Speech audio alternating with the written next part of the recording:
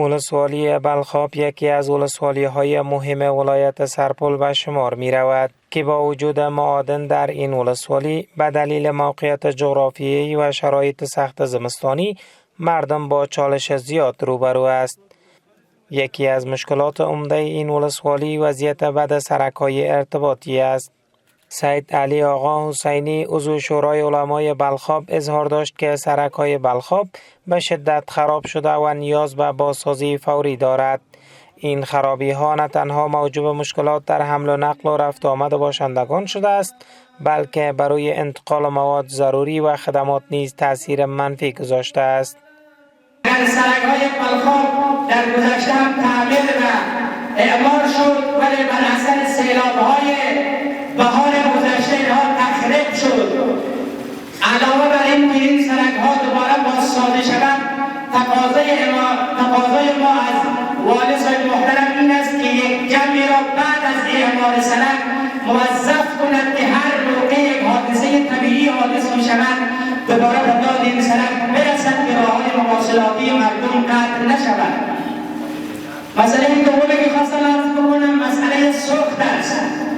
تقاضای ما از جناب والی صاحب محترم به هیئت امنایی این است که زغالی که در بلخاب هست برای سوخت مردم بلخاب حداقل بریکت گرفته نشود. از سوی دیگر محمد داود انصاری نژاد نماینده ولسوالی بلخاب گزارشی از پاکسازی 23 جریب زمین از کشت کوکنار ارائه داد.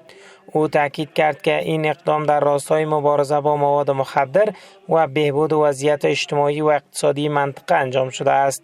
همه مجاهدینی که جان خودشان را از دست دادن، خونهای خودشان را از دست دادن، امروز الحمدلله آزادی، حریت، افتخار بس عظیم برای ملت افغانستان به یادگار مانده شد و ما الحمدلله دارای یک حکومت مستقل.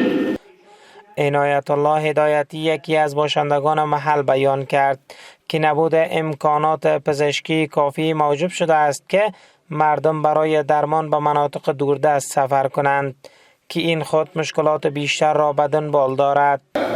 روزها مردم مسیرشون بسته می شود، عمر مردم، وقت مردم ضایع می شود و مریض مردم گرفتار دردهای لاعلاج یا تبدیل به فوت می شود، یا مسیرهایی که سنگریزه دارد یا سیلاب دارد و اینها رو می شود به گونه مدیریت کرد که سیلاب‌ها و مردم آسیب نزنند.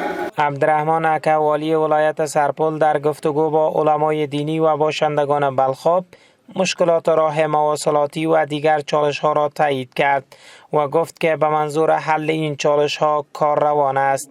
وی اطمینان داد که به زودی اقدامات لازم برای بازسازی سرک‌ها انجام خواهد شد.